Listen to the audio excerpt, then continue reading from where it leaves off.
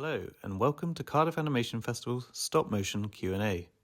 We were so thrilled to host this Q&A with director Robert Morgan on Saturday 19th of October 2024 at Chapter Arts Centre, which we have recorded and made available for anyone that couldn't make it in person.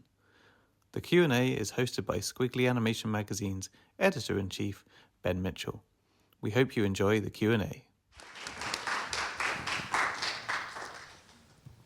Whew. That was quite the romp. I'm really happy to be able to see this film on a big screen. So firstly, thanks so much to the Cardiff Animation Festival team and to Chapter and everyone for putting this on. This was a real treat, as I'm sure you all agree. I'm sure we'll all sleep well tonight. I'm really stoked to be able to talk to Robert today. He's with us, as well as one of the stars of the film. Robert, I was first introduced to about 15 years ago at an anthology screening of short films, puppet films, adult films. A couple of his films were in there. I think The Separation and his student film, The Man in the Lower Left-Hand Corner of the Photograph. And I was like, yeah, I like this guy. This is, my worst nightmares rendered on the screen. I hope he does more. And he ended up making a film called Bobby Yeah a couple of years later that was BAFTA nominated. He's done a bunch of stuff since. He's cameoed in things like Don't Hug Me, I'm Scared. You know what? Why don't we just cut to the Q&A, because I'm itching to chat to him. So Robert, please join us on stage and welcome.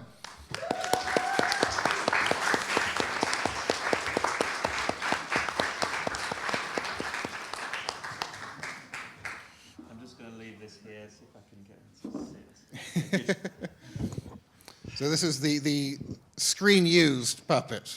Is it first iteration of the character? Sorry, this is the first wax girl that you see in the creeping around in the woods in the film. Nice. Cool. Well, yeah, I mean, Robert, before you made this film, I believe it's your first feature film, yeah? Yes. Contributed to feature films, but this is the first one you've directed solely. And before that, you've been giving people nightmares for, a couple of decades with your short films.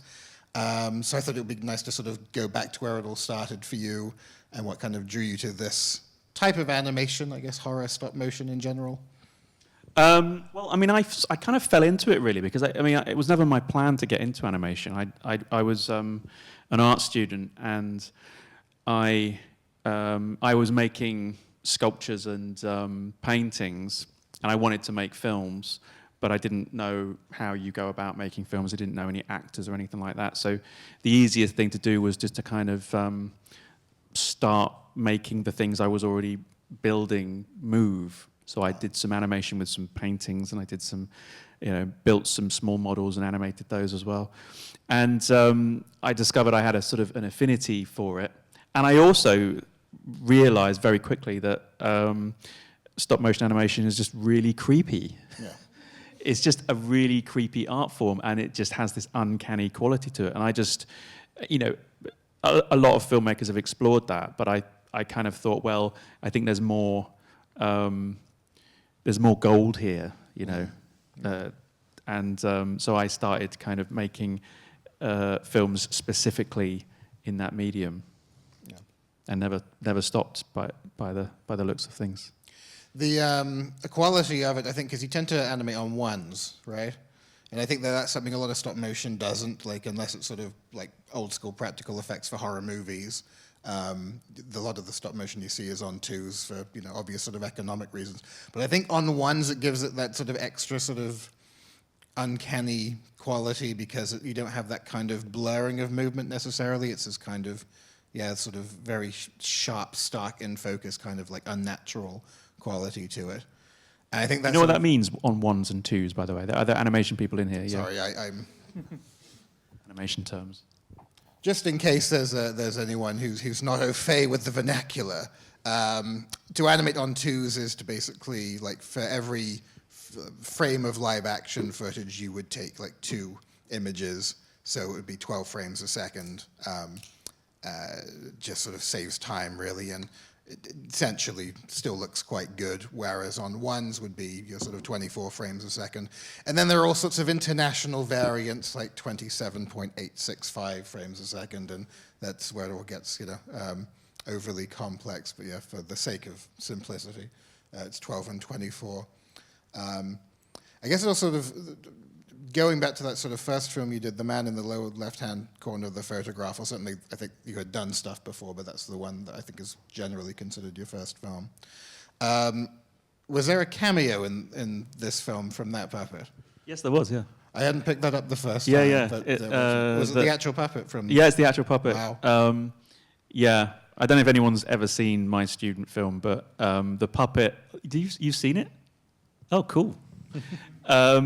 The main puppet from that film, yeah, it's one of the puppets that sits on the couch near the end when they're watching Ella open her leg up, and it's the same puppet, and it still works really well. Yeah. It's kind of a Toy Story moment.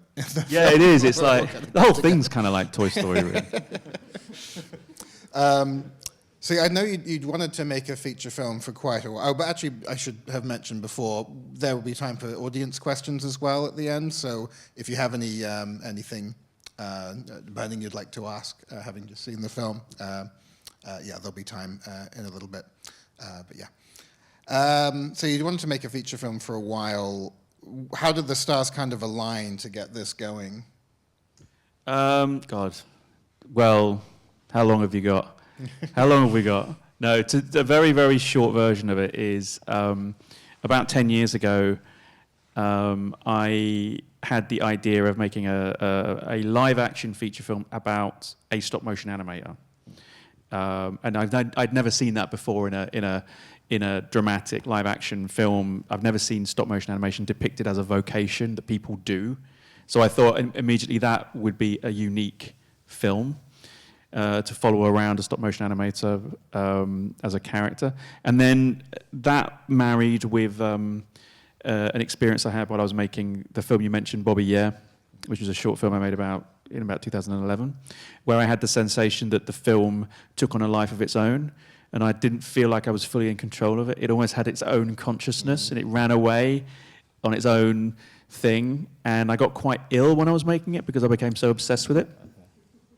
So those two things were the genesis of this film, and then it took a few years to get a script that really worked. Then finding producers, and then it took about 5 years to get it financed. Then COVID happened in the middle of all that as well, which also slowed down. So from coming up with the idea 10 years ago to finally making it was a very long process. Lots of waiting, lots of false starts. Yeah. Independent filmmaking, there's just like, you get some of the money, then you don't get the rest of the money, and then the rest of the money falls through, and then you have to start again, and COVID happens and messes everything up. And so it was a very long, frustrating process.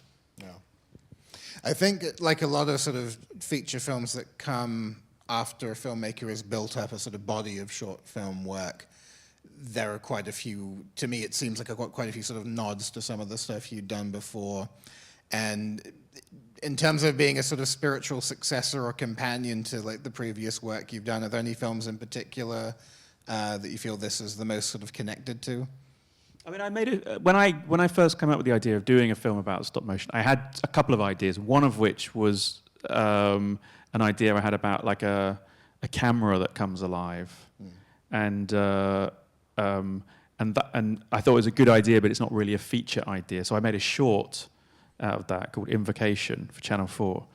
So that's probably the one, because that's also about stop motion animator. Not to just repeat myself, but you know, it was another film about a stop motion animator whose creation sort of comes to life. But it's 3 minutes long as opposed to a feature length. So it has, I guess, and it's also a mix of live action and stop motion. And the actor who plays the animator in that short film is my friend Robin King, who co-wrote Stop Motion. So it has a kind of weird, because he's an actor as well. So it had a kind of weird relationship with this film. Yeah. Had you and him worked together sort of before then? Yeah, we went to school together, so we're old friends and both film lovers, and then so we've worked together on a few scripts since since this one as well. Was he involved in this film beyond the script? Like, did he have any sort of role to play in the production of it at all? He plays a depressed guy at the party, standing in the background, just looking really depressed. Fair enough. That's about it, though. So yeah, people who've seen your earlier work will probably have picked up on a kind of shared aesthetic, like it has sort of evolved over time, but you would see like in that film with all this sort of that scene rather where all the puppets kind of come together, there's a certain kind of corpse-like quality, I suppose, for lack of a better term. Like they definitely kind of sort of airs on that sort of side of things, I suppose. And I was wondering if that ever came from anywhere in particular, if it was inspired by anything, any other sort of filmmakers, or if that was just kind of a style you've always had with you. I mean, it kind of evolved. I mean, it came out of my student film. I used liquid latex as a material, and then after that, I discovered silicone rubber. And silicone rubber, when it's cast, it actually looks just like flesh, and so it's really good if you create puppets out of it. And this is made out of silicone rubber. So it's in the film. It's supposed to be made out of wax, but it's not very practical to make it out of wax in reality. So we made it out of silicone rubber to kind of look like wax. But the other puppets in the film are also made out of silicone rubber, and it just has a fleshy kind of quality to it. And I think if you're aiming to kind of create an atmosphere that kind of unsettles, or you're creating a puppet that you want to feel uncanny, then silicone was a good material, and it just comes out of the intention of the film, really. I mean, I suppose it's like I was really into Francis Bacon paintings. Oh, yeah. And so if there was one thing I could probably point to and say I wanted it to feel like a kind of living Francis Bacon painting. Yeah. The poster feels very Francis Bacon to me. That was and it really, I think, represents the kind of spirit of the film well. You know. Yeah, I was very happy with that poster. Yeah. The animated sequences then within the film, I know you're very kind of hands-on with your animation. Were you responsible for those, or were you kind of helming a team? So the animation unit in the film, there was 2 units. There was one unit for all of the animation scenes when it's interacting directly with live action. So if there's live action and animation in the same shot, where there's compositing going on, that was one unit. And that was shot simultaneously when we were shooting the live action. So we would shoot the live action plate, then we'd go off, and then the animation team would come in and shoot the animation plate, and then they'd be composited together. So I couldn't be involved in those because it had to be shot on the sets that we built. So I was busy shooting the other live action scene, so I couldn't be. I basically storyboarded it and I described everything that happens in it, and then they would go and shoot it all. Then afterwards, when we finished the live action shoot, while we were editing, I shot all of the film within film stuff, so all the stuff on laptop screens, and whenever you see the film that she's making, I did all of that in my lounge while we were editing. So I would go back and forth between editing the film and then shooting these extra bits. Yeah, because we ran out of money by that point. So basically, I was shooting all that stuff. I was shooting it basically the way that Ella shoots it in the film, which is in a home setup with very basic lights. And, yeah. Similar to quite a few of your other projects. Yeah, it's how I've made most of my shorts, actually. Yeah. And it feels very consistent, and I sort of wonder about that sort of handing over the reins and that trust, I suppose, that you need to kind of have. Was that a bit of a struggle, kind of, I guess, kind of giving up that responsibility, but also kind of communicating, the tone, the look, the quality of movement, that sort of thing? Yeah, but it helps because I had quite a big body of work behind me. I had a lot of short films, and so anyone working on the film can look at my films and figure out what I like, Yeah. So that helps a lot. So everybody was tuned into the aesthetic, So that helps. And then choosing the right people to work with who get it, I think is also part of it. And that's on every level, like from the actors to the cinematographer to the production designer. When Dan Martin, who made the puppets, because these were sculpted and built by Dan Martin and his team, who also built the Ashman and did all the gore effects and all that stuff. And I was very hands-on with that. I was kind of a pain in the arse because I would go, and I was pretty much backseat sculpting. I think you'd say I was just there, really. In fact, I kind of, took over a little bit at one point and pretty much sculpted that one's face. I think it's that sort of thing, like the whole relationship with Ella and the mother, that sort of backseat driver quality. It's sort of hard, I imagine, to sort of avoid slipping into that role a bit. Yeah, definitely. So you've done a bit of live action as well in your earlier work, I remember, and I think probably this would be the most sort of, dedicated live action project that you've done. And I'm just kind of interested in it must be a whole other toolkit that you kind of need to learn to use and things like that. And I was wondering how you found that, like sort of making that sort of shift to something that was primarily live action rather than stop motion. I think it's just a question of the biggest thing is just casting it right. Mm-hmm. Because if you cast the right person, well, there's two things. I mean, the thing about animation is the notion of credibility is irrelevant in animation. Credibility as in believability, or like creating a space that's believable and relatable in how we watch live action films. It doesn't. You can have a character in an animation film. You can have their head float away for no reason and not explain it, and it doesn't matter because it's set in a world where credibility doesn't exist. In live action, credibility is everything. And believability, you have to believe that what you're seeing, you have to believe that's a real character. The behavior needs to have a certain credibility to it. So that's the big difference between live action and animation. And that dictated how we approach the scripts and everything else. It's just a different reality, the screen reality, that exists in.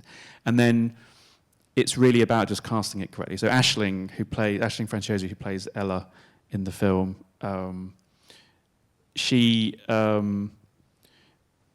I had seen some stuff that she'd done before. I'd seen quite a few films. She was in a film called The Nightingale. I don't know if anyone's seen that, which is an amazing film that she's brilliant in.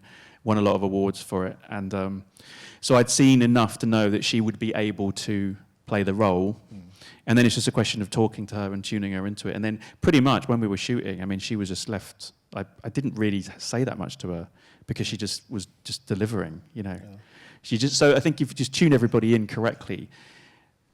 Someone said to me, if you do your job correctly, once you're shooting the film, you shouldn't have to be saying too many things. Yeah. It's like a really powerful train leaves the station. You've got shitloads of scenes to get done every day. You don't have time to kind of reinvent the wheel. So everything has to be prepared. All of the direction, or most of the direction, takes place before you start shooting, really.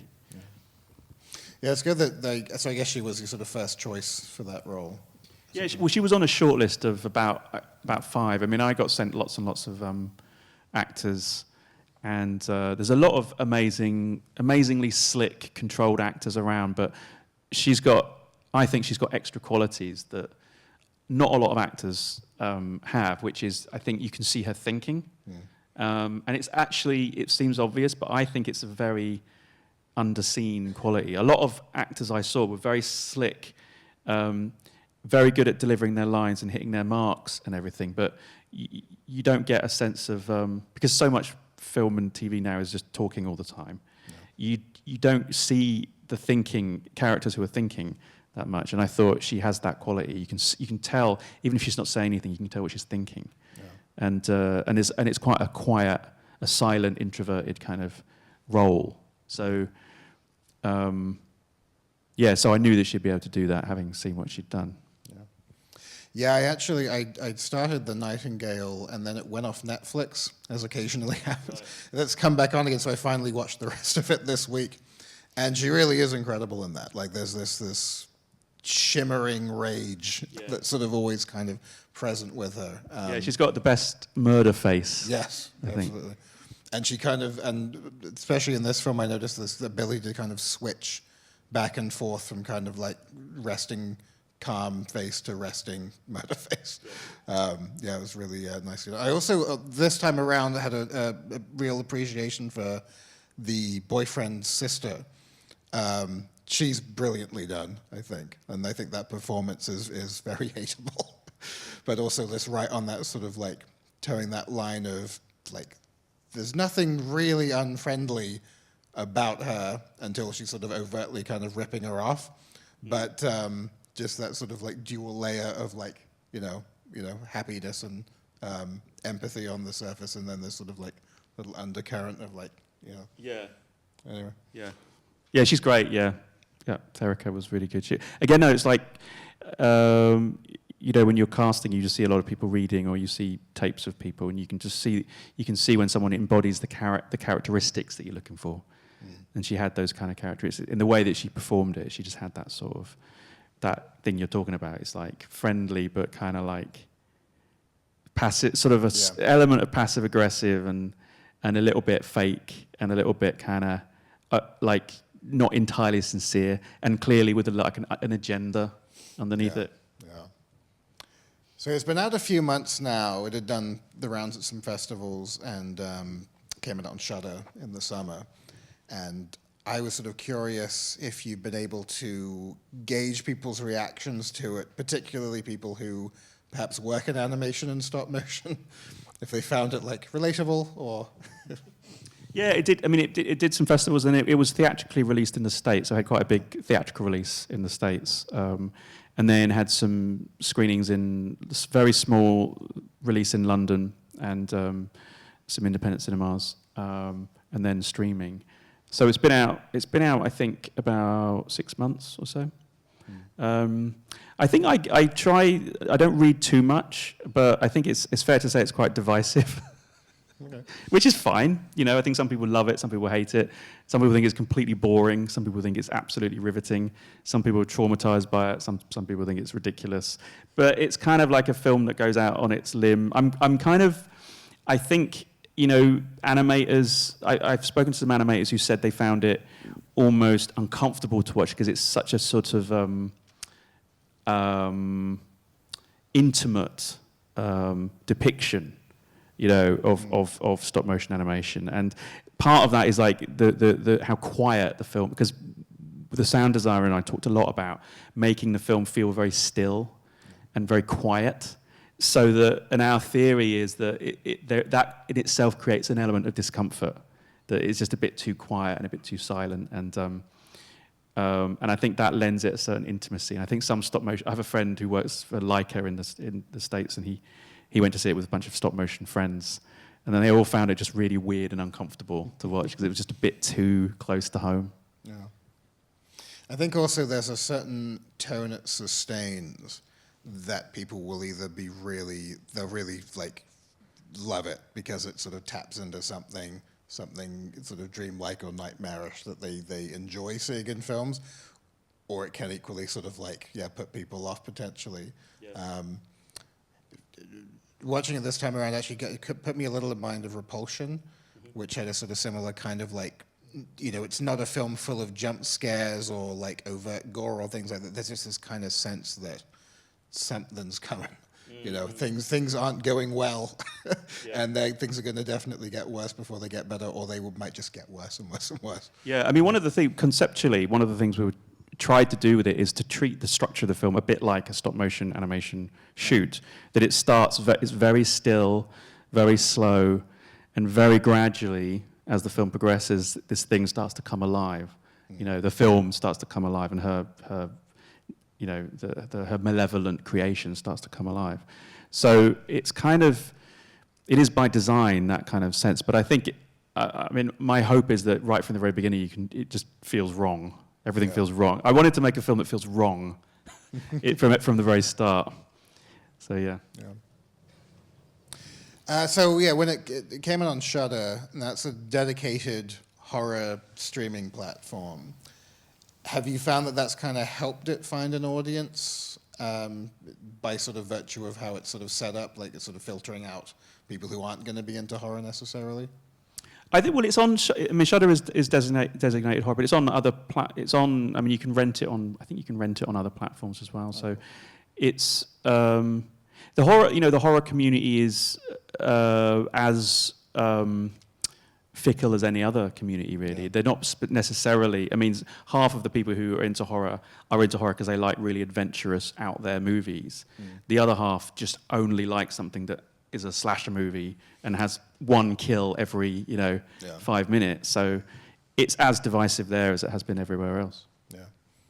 Yeah, I'm on like the horror Reddit, and it sort of like will periodically throw sort of posts my way. This film comes up quite a bit on there, actually. People sort of, I think, discover it and get a sort of sense of joy from that, I think, because it hasn't been given the kind of, push that, a film like, we were talking before we came, The Substance, like, that's got a big marketing campaign behind it, things like that. So when people find something that's a bit, more underground seeming, it feels more like a discovery, and there's more of an attachment to it.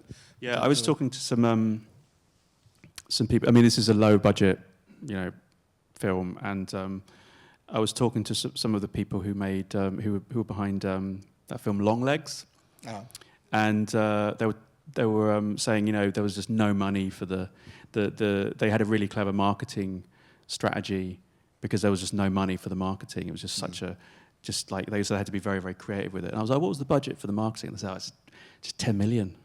I was like, okay, so there you go. That gives you like an idea about I think that I don't know what the marketing budget for this was. I think it was probably about 10 quid. I mean, it's very much a word of mouth thing. It's like festivals and word of mouth, really. And that can be, I think, a big part of the discussion as well. And I think it can give a film more legitimacy, or it feels sort of like more worthy of being discussed. Another film that's kind of semi-recent that is extraordinarily divisive, that comes up quite a bit. It's called Skinamarink. Super shoestring, and it's one of those films where people are like, nothing happens in this film, but I can't stop talking about it, And I think that there's that sort of thing of like, it's so hard to explain. People kind of want to check it out, and then eventually sort of do, and it's that kind of like, it's almost like that sort of old carnival thing, like the man eating chicken sort of thing. You go in, you see a man eating chicken, and then he's like, oh, I feel like I've been a bit like duped, but I kind of want someone else to fall for this as well. Not that I think Skinamarink was like trying to trick people, but I do think it was definitely probably created not anticipating the audience it eventually got, and anticipating that it would be quite so divisive. But the thing about it as well, like when a film first comes out, there's all this attention on it.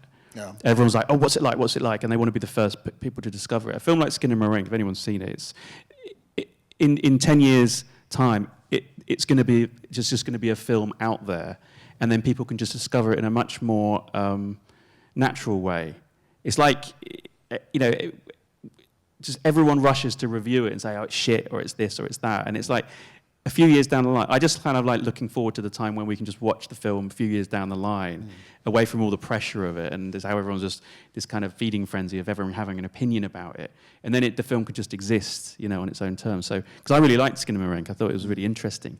But if I'd thought I was getting, I don't know, like something like Hereditary or something, I would have felt ripped off. Yeah. It's just a very different type of film, Yeah.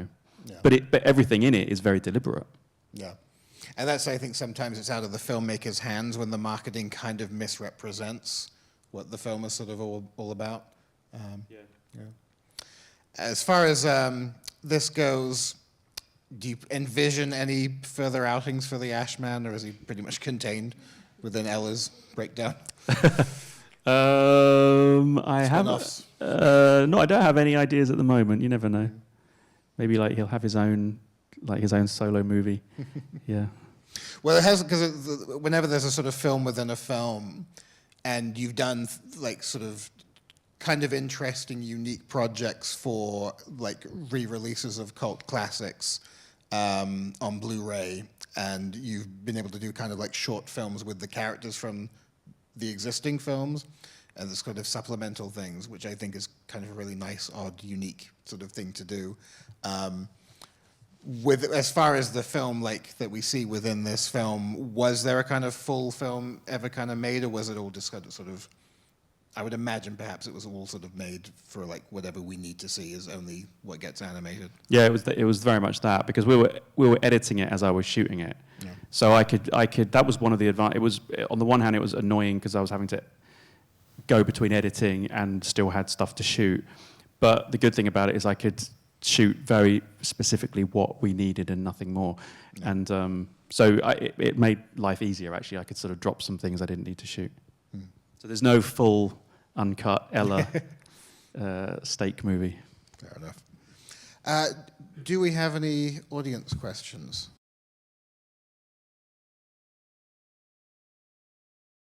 Yeah, I just try not to have them fall or jump. if they do, I tend to just use editing. So I'll have a character start to fall, cut to the ground, they hit the ground. I try and avoid walking as much as possible. Yeah. So that's just a total pain in the arse. It takes ages. Jumping, I wouldn't bother. yeah, I don't think I've ever done any jumping in any of my films. It's just too much hard work.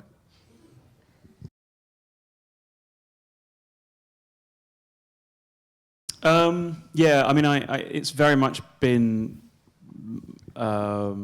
something I've tried to pursue, is to not make the animation too slick. There's actually a joke about it in the film where the commercials director says, "I'd make it smooth like CG," which is like, to me, is just the absolute antithesis of what you should be trying to do with stop motion, because it should have this handmade quality to it, and part of that is its imperfection and its kind of jerkiness. So that's just the sort of the vibe that I like in it. And I think, you know, mixing live action and stop motion animation is also a bit of an underexplored area still. So it's one of the things I tried to do in this film was really explore that a bit more. I think, you know, I feel like I've said a lot. I'm not sure what the next. I mean, I've planned a couple of other feature films that don't have animation in, that would be more live, have a lot of practical effects in them, but not necessarily animation. Because I feel like stop motion is part of under a broader umbrella of practical, handmade, you know, almost like old magician tricks of effects and atmospheres in film. So I'm very committed to that. Whether or not I've made so many stop motion films and I've kind of gone so far with it, I'm not sure whether I almost feel like that film is like it's like I went as far, like when this film Bobby Yeah that I made about in 2011. I felt like I'd gone as far as I could go. Then I started making films about the process of stop motion animation. So I kind of feel a bit like I feel like I've said pretty much all I want to say. I'm not sure whether I'd make more animation films. Yeah, I'm not sure. It's worth mentioning, I'm pretty sure all or most of your short films are available on your YouTube channel. So it's definitely worth checking that out. And I had forgotten to mention, I was going to lead with this, but there's a kind of prodigal son returneth aspect to this screening, in that you made one of your films, The Separation, literally here. Yeah, I made a film here upstairs here. Amazing. Yeah, The Separation, a short film 20-odd years ago. About brotherly love, but that's definitely online, isn't it? So check that out. And It's a really sweet movie, that one. Yeah. Cool. Anyone else? Obviously, I wish everyone would love what I do. You know, it's like you don't want people to just dislike it, but at the end of the day, it doesn't matter, because this is exactly what it was supposed to be.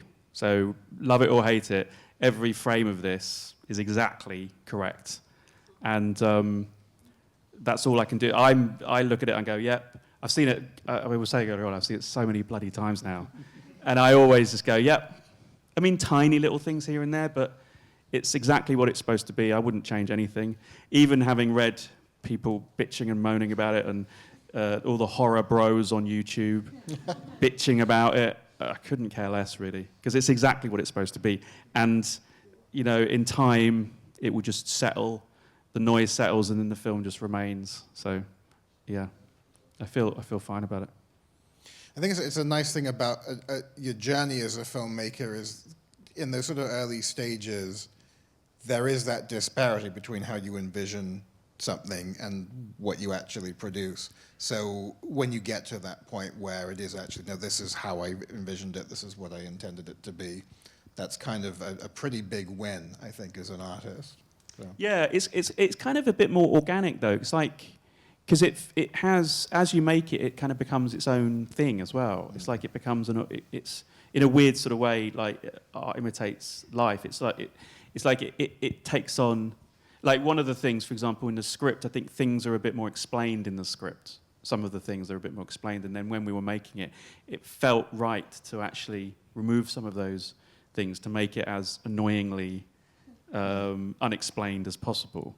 But it felt right to do that, and so it kind of takes on a life of its own. So it's not so much that there's this frozen vision that I must execute precisely. It's more like a feeling of what the kind of thing it would be. And as you're making it, it comes to life, and you recognise, yeah, it's that. You know, it's like an instinctive thing, and it's like, and you're part of a team that's making it, and they're all tuned into the thing as well, and it's just a constant dialogue between you and the people who are making the film, and then you and the material, until it feels like, yeah, that's the film. Yeah. And you know, everyone who was on the film felt the same way about it. So, yeah.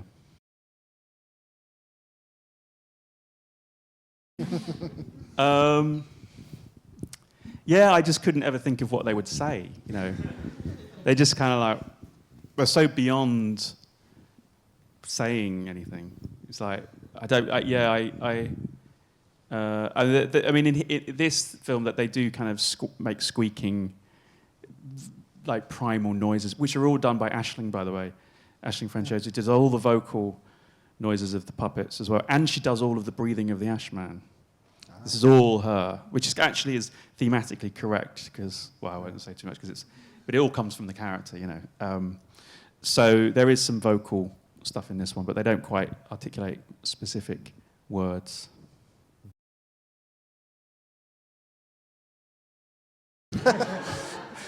Yeah, honestly, I just don't get. For me, I don't find them bleak. I find them just quite sweet, really. And I'm a very happy person, which is odd, I know, because I do consistently gravitate to this type of material. But I'm very happy, and yeah, I mean, it's like, you know, I think sometimes the ones you got to watch out for are like the comedians, you know, they're the ones that are the most unhappy normally. Yeah, it's just a vibe, you know. Yeah. That's all it is, really. It's like no difference if you listen to a really good heavy metal track or something. It just feels, you know, just listen to a good Black Sabbath track and it just feels, you know, fucking evil. And that just feels kind of good sometimes, you know. It doesn't mean that the people making it are sort of demons. It's just a cool vibe. Yeah. Yes. Well, on that note, Robert, thank you so much for joining us. And thanks again to Lee for coming.